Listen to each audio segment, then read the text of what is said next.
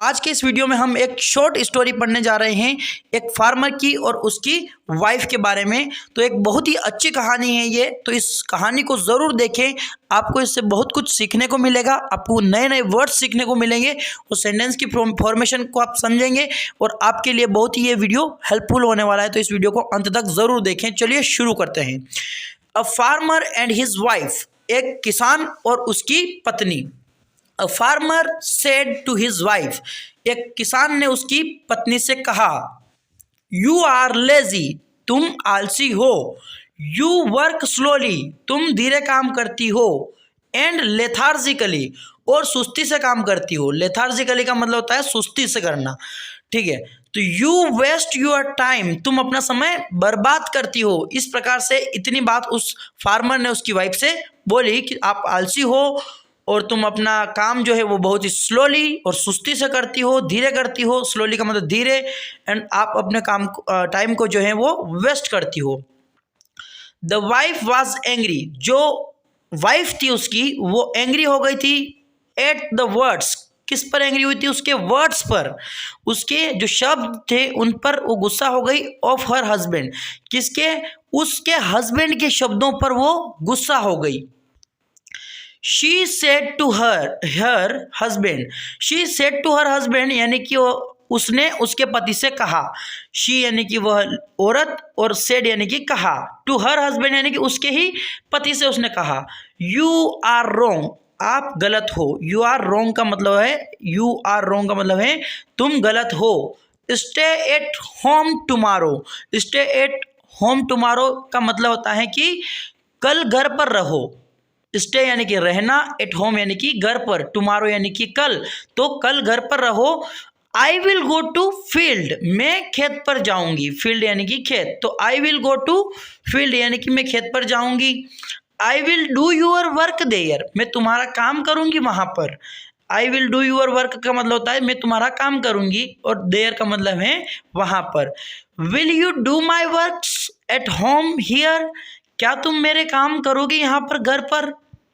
The farmer said happily, उस किसान ने खुश होकर के कहा, वेरी वेल, बहुत ही अच्छा।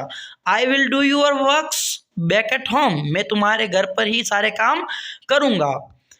The wife said milk the cow, मतलब कि दूध निकालना काऊ का। वाइफ ने कहा, द वाइफ सेड यानी कि उस पत्नी ने कहा, उसकी पत्नी ने कहा कि मिल्क द काऊ मतलब गाय का दूध निकालना। फीड द पिग्स, जो सुअर होते हैं उनको बोला जाता है पिग्स, तो सुअरों को फीड करना मतलब उनको भोजन देना, खाना खिलाना। और वॉश द यूटेंसिल्स, यहाँ पर स्पेलिंग मिस्टेक है थोड़ी सी, वॉश द यूटेंसिल्स यानी कि बर्तन को धोना। और टेक केयर ऑफ आवर हैन, और मुर्गी जो रहता है उसकी देखभाल करना। और स्पिन द यार्न यानी कि मतलब होता है इसका सूत काटना। तो आपको ये सारे काम करने हैं जो कि पत्नी घर पर करती थी। उस पत्नी ने कहा कि आपको ये सारे काम करने हैं। Woman went back to the field, the woman went यानी कि जो औरत थी वो गई टू द फील्ड, कहाँ पर? खेत पे गई।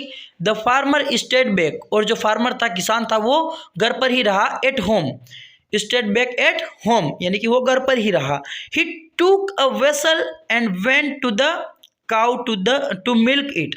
ही टूक अ वेसल यानी कि उसने एक बर्तन लिया, एंड वेंट और गया, टू द काउ के पास गया, टू मिल्क इट और उसका दूध निकालने के लिए वो वहां पर गया एक बर्तन लेकर के। He tried to milk the cow, उसने काउ का दूध निकालने की, गाय का दूध निकालने की कोशिश की। ही रिसीव्ड, उसने प्राप्त किया, क्या प्राप्त किया? अ गुड किक, एक अच्छी लात उसने प्राप्त की, यानी कि उसको एक बहुत ही अच्छी लात मिली गाय के द्वारा।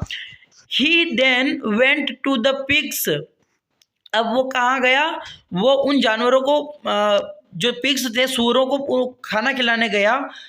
ही हिट यानी कि वो जो सूअर था उसने क्या किया? उसको हिट किया। हिज हेड, उसके सिर पर मारी। अगेंस्ट द बीम, जो बीम रहता है उसके वहाँ पर उसका सिर जो है वो टकरा गया। He went to feed the hen, और फिर क्या, कहाँ गया? वो फीड करने के लिए गया उस हैन को, जो वो मुर्गा मुर्गी जो भी उसके घर पे था उसको, तो वहां पर उसको फीड करने गया। ही फॉरगॉट टू स्पिन, और वो सूत काटना भी भूल गया। ही फॉरगॉट यानी कि वो भूल गया, टू स्पिन यानी कि सूत काटना। द वाइफ रिटर्न, जो औरत थी, जो उसकी पत्नी थी, वो रिटर्न यानी कि वो वापस आई फ्रॉम द फील्ड, कहाँ से, खेत से वापस आई, व्हेन इट टर्न इवनिंग, जबकि जब शाम ढल चुकी थी। टर्न इवनिंग यानी कि शाम ढलना, शाम हो जाना। तो वो शाम के समय वो जो उसकी पत्नी थी वो घर पर आई खेत से। The farmer hung down, farmer ने क्या किया, हंग डाउन हिज हेड, उसने अपना सिर जो था वो हंग डाउन यानी कि झुका लिया, इन शेम, शर्म से। जो किसान था उसने अपना सिर जो है वो शर्म से झुका लिया। देयर आफ्टर, उसके बाद में क्या हुआ कि he did not find fault with his wife, अब उसको अपनी पत्नी के अंदर कोई भी फॉल्ट, कोई भी गलती नहीं दिखती थी और उसने कोई भी ऐसी गलती उसके अंदर नहीं निकाली।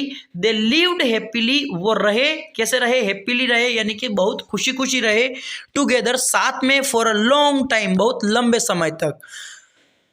तो हमें भी इस स्टोरी से ये सीखना चाहिए कि हमें किसी को भी कभी इसे जज नहीं करना चाहिए, किसी के काम को, कि वो कैसा काम कर रहा है, उसका काम वही जानता है। जब वो उस काम को करता है तो उसमें कितनी परेशानियां क्या आता है वो उसी को पता है। तो हमें किसी के काम को केवल देख करके उसको जज नहीं करना चाहिए। जब हम उस काम को खुद करेंगे तो हमें पता चलेगा कि वो कितना ईजी है या फिर डिफ़िकल्ट है। सो आपको यह स्टोरी बहुत ही अच्छी लगी होगी। यदि स्टोरी अच्छी लगी हो तो इस स्टोरी को लाइक करें, वीडियो को लाइक करें। यदि आपने इस चैनल को सब्सक्राइब नहीं किया है तो आप नीचे लाल कलर वाला सब्सक्राइब का बटन आपको जो दिख रहा है उस पर प्रेस कर दीजिए, जिससे क्या होगा कि जब भी मैं वीडियोस अपलोड करूंगा तो वो वीडियोस जो हैं वो तुरंत आप तक पहुंच जाएंगे। उसके बाद में एक घंटी का आइकन आएगा, उस पर भी आप क्लिक कर दीजिए ताकि नोटिफिकेशंस भी ऑन हो जाएंगे। यदि आपका कोई प्रश्न है तो वो प्रश्न भी आप कमेंट बॉक्स में पूछ सकते हैं। वीडियो यदि अच्छा लगा हो तो इस वीडियो को लाइक करें। Thank you very much. जय हिंद, जय भारत।